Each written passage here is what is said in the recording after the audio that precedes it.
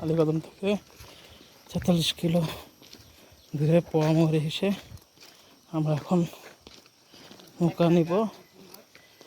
এবার গাড়ি ইয়েতে জিপে করে ৪৩ কিলো 2 ঘন্টা লাগলো পার হয়ে বিজিবি ক্যাম্প 2টা পার করলাম, আর্মি ক্যাম্প একটা পার করে বাইপাস করে আসলাম। এখন পোয়ামুড়ি এসে নৌকা নিব, নিয়ে তারপর আমরা যাব। একটা ঝর্ণা আছে।